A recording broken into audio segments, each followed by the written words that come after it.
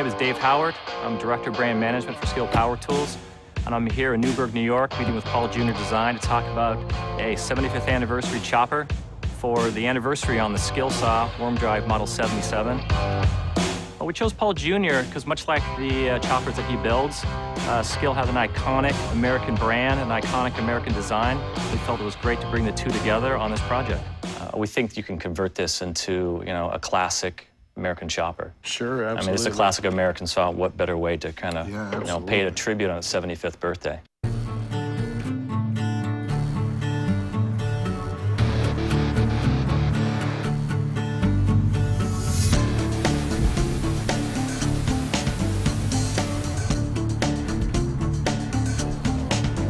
We're out here in Las Vegas at the Hard Rock. We're getting ready to unveil the SKIL saw bike. I think they're gonna love it, and we're just anxious to get it out there. How's everybody doing?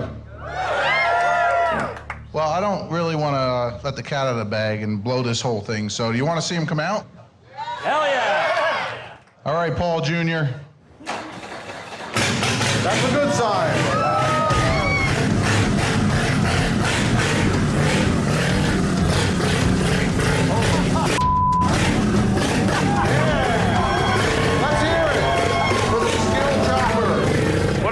I'm absolutely blown away. I had some ideas before of what this bike might look like, and Paul Jr. has completely surprised me. The design is just off the charts.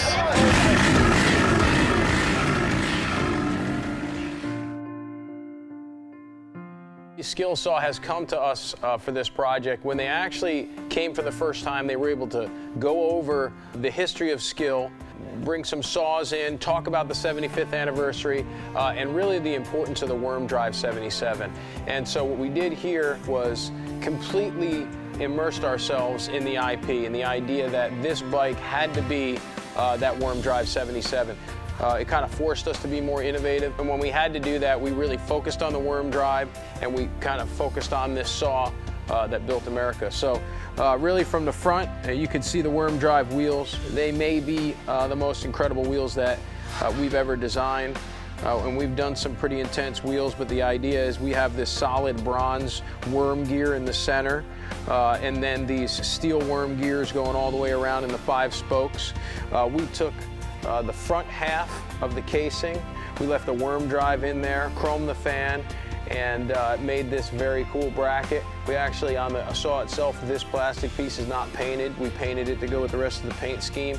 We thought this was really critical to actually integrate parts from the saw itself.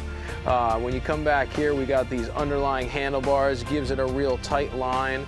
We raised the tank up. The tank has kind of a chopperish feel, but still on a Pro Street frame. It's not way up in the air, but we got some distance over the motor.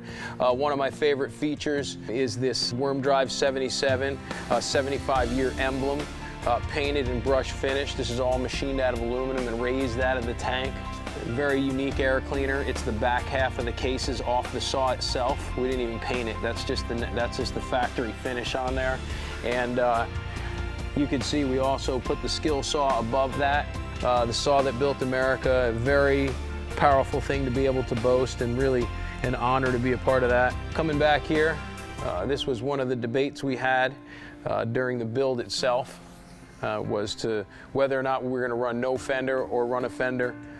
The compromise, or at least what I thought would look best, is what represents the blade guards on the saw. Very iconic for SKIL saw. For people in the industry, they're very familiar with that look, so we thought it would be really important to get that on there. And on the other side of the bike, there's some slightly different features. For one, we got the 77 badge. We wanted to tie it into the gas tank and go in theme and really represent that Worm Drive. You can see we went with SKIL on the axle covers. Everywhere else says SKIL saw. One of my favorite exhausts that we've ever built. Really innovative, really unique, runs, sounds amazing. And at the end of the day, from front to back, this bike flows. And it's really one of my favorite bikes that we've ever built, unquestionably. I mean, we did a nice balance of red and silver in the same capacity or percentage in which the saw It has the red and silver balance. The seat area, the way it's Frenched into the gas tank and just kind of comes up in the back. Really smooth transition, and just overall a very tight lines. And again, to do all this without using a saw blade, we're very proud of that. And I think we really captured the essence of who SKIL Saw is and what they represent. And we're really proud of this project. Today we're here at PJD's shop picking up the bikes from the unveil. Just a little bit about the experience we've had with Paul Jr. Designs and the whole crew.